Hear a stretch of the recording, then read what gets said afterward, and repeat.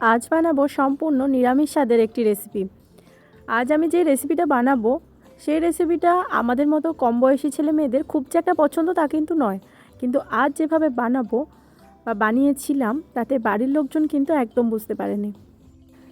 গাঁটি কচু আর আলু দিয়ে সম্পূর্ণ নিরামিষ স্বাদের এই রেসিপিটি আজ আমি আপনাদের বানিয়ে দেখাবো। খেতে হয়েছিল দুর্দান্ত, যা লুচি বা পরোটা যে কোনো কিছুর সাথেই কিন্তু বেশ ভালো যায়। চলুন তাহলে শুরু করা যাক। প্রথমেই আমি বেশ কিছুটা পরিমাণে কচু নিয়ে নিয়েছি, খুব ভালো করে কেটে ধুয়ে পরিষ্কার করে। এবার নুন আর হলুদ দিয়ে ভালো করে মেখে নেব।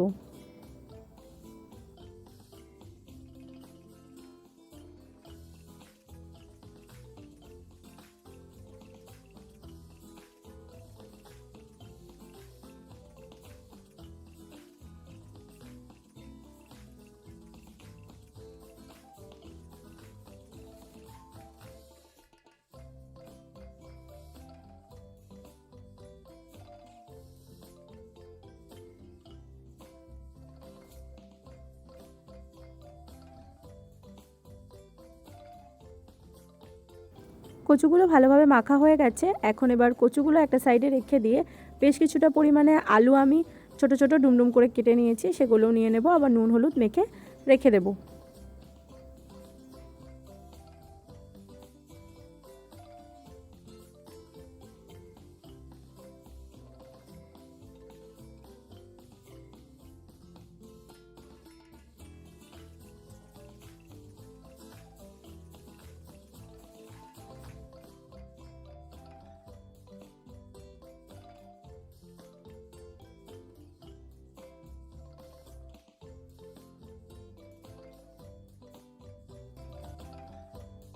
আলু আর কচু দুটোই ভালো করে নুন হলুদ মেখে নিয়েছি। এখন এবার রান্না শুরু করব। এবার প্রথমেই কচু আর আলু খুব ভালোভাবে ভেজে নিতে হবে। তার জন্য সর্ষের তেল দিয়ে দিলাম ফ্রাই প্যানে। খুব ভালোভাবে নুন হলুদ তো মাখানোই আছে, এবারে ভেজে নেব, একদম লাল লাল করে ভাজবো।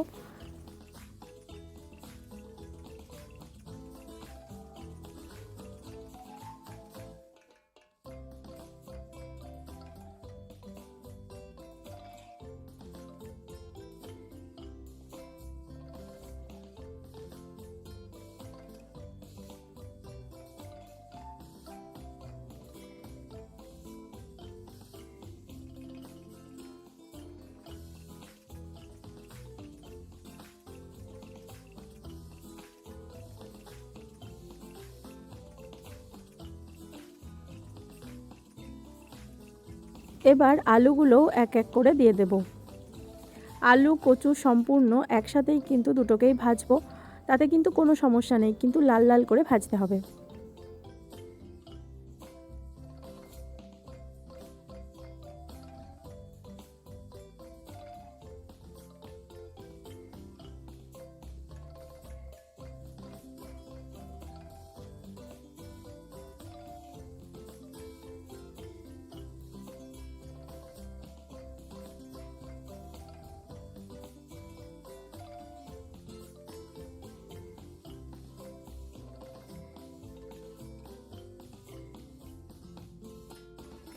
একদম লাল লাল করে ভাজা হয়ে গেছে।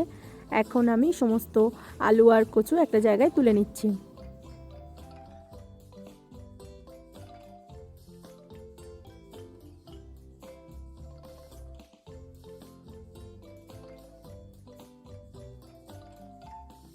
গ্যাসের মধ্যে একটা কড়া চাপিয়ে দিয়েছি, তাতে দিয়ে দেবো বেশ কিছুটা পরিমাণ সর্ষের তেল। চাইলে আপনারা কিন্তু একটুখানি ঘিও দিতে পারেন, তবে আমি শুধু সর্ষের তেলেই রান্নাটা আজকে করব। তেলের মধ্যে দিয়ে দিচ্ছি সামান্য পরিমাণ চিনি। চিনি দিলে যে কোনো রান্নার কালারটা কিন্তু খুব ভালো আসে। দিয়ে দিচ্ছি একটা শুকনো লঙ্কা আর দিয়ে দিচ্ছি গোটা জিরে।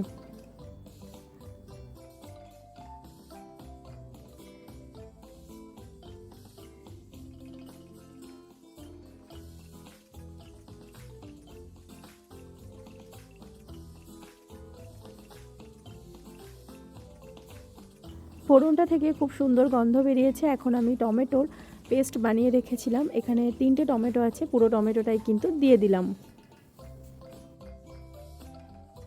এই সময় আমি দিয়ে দিচ্ছি সামান্য পরিমাণে হলুদ গুঁড়ো আর সামান্য পরিমাণ নুন দিয়ে ভালো করে টমেটোটাকে কষাবো একদম তেল ছাড়া পর্যন্ত।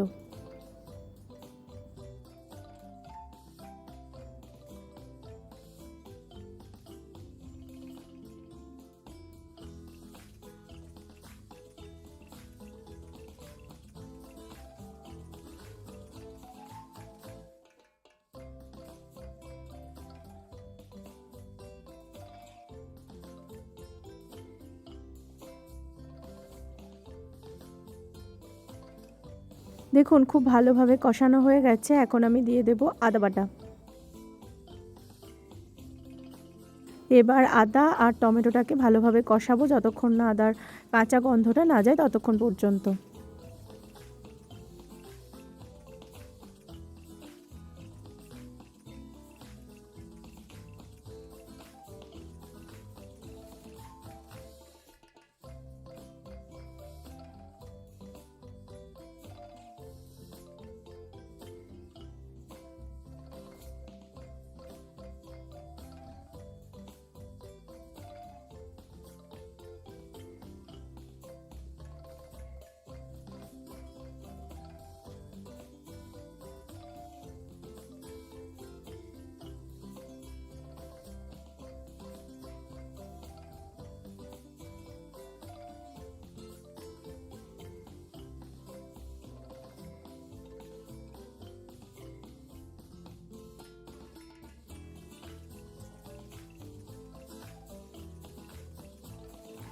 টমেটো আর আদাটা খুব ভালোভাবে কষানো হয়ে গেছে। এখন মশলাগুলো দিয়ে দিচ্ছি।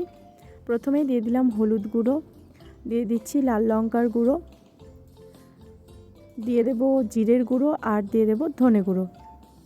ধনে গুঁড়োটা আমি 2 চামচ পরিমাণে দিলাম আর জিরে গুঁড়োটাও আমি 2 চামচ পরিমাণেই দিলাম। আর ঝালটা কিন্তু অবশ্যই হবে নিজেরা যেমন ঝাল খান সেরকম, তবে একটু ঝাল ঝাল হলে খেতে কিন্তু বেশি ভালো লাগবে। এবার দিয়ে দেবো কাশ্মীরি লঙ্কার গুঁড়ো যাতে একটু লাল লাল দেখতে হয়। আর যে কোনো জিনিস দেখতে ভালো লাগলেই মনে হয় যেন অনেক টেস্টি হয়েছে। এবার মশলাটা ভালোভাবে কষাবো।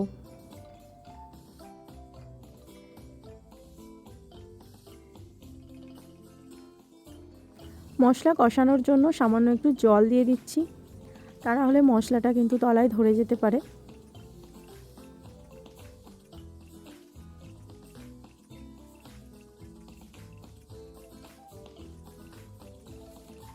মশলাটা বেশ ভালো মতো কষানো হয়ে গেছে। এবার আমি আলু আর কচু যেটা ভালো করে ভেজে রেখেছি সেটা দিয়ে দিলাম। লাল লাল করে যদি কচুগুলো ভাজা হয় তাহলে কিন্তু যে ল্যালল্যালে ভাবটা থাকে সেটা কিন্তু একদম থাকবে না, তাহলে বাচ্চা থেকে বড় সকলেই কিন্তু বাড়ির খেতে ভালোবাসবে। কারণ আমি নিজেই খুব একটা বেশি ভালোবাসি না, কিন্তু আজ আমার খুবই ভালো লেগেছে। আর আমাদের বাড়িতে কখনোই কচুর এই রেসিপিটা হয়ও নি, এই প্রথম বানিয়েছিলাম, খেতে সবাই বলেছে ভীষণ ভালো হয়েছে।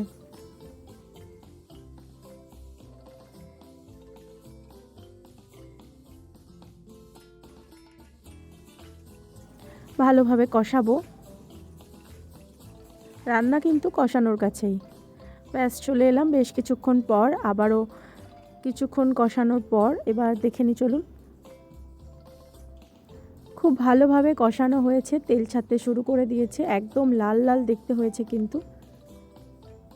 এবার সামান্য পরিমাণে জল দেব।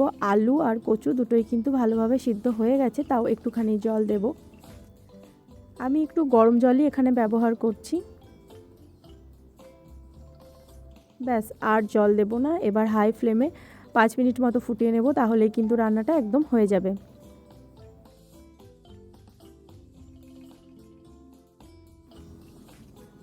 ফিরে এলাম 5 মিনিট পর। রান্নাটা কিন্তু একদম হয়ে গেছে। এখন এবার উপর থেকে বেশ কিছুটা পরিমাণে ধনেপাতা দিয়ে দেব আর দিয়ে দেব গরম মশলা গুঁড়ো। চাইলে আপনারা একটু ঘি দিতে পারেন, আমি অনেকটা তেল দিয়েছি তাই আর ঘি দিলাম না।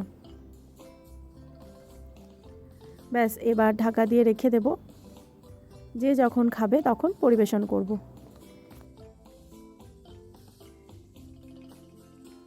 তৈরি হয়ে গেল আমার আজকের রেসিপি, সম্পূর্ণ নিরামিষ স্বাদের গাঁটি কচু আর আলু দিয়ে দম। অবশ্যই বাড়িতে বানিয়ে দেখবেন। লুচি, পরোটা, রুটি যে কোনো কিছুর সাথেই কিন্তু খেতে ভীষণ ভালো লাগবে। আর যারা একদম কচু খেতে পছন্দ করেন না তাদেরও কিন্তু খুব ভালো লাগবে। একদম কিন্তু বোঝাই যাবে না, মাছ মাংসর স্বাদকেও কিন্তু একদম হার মানাবে।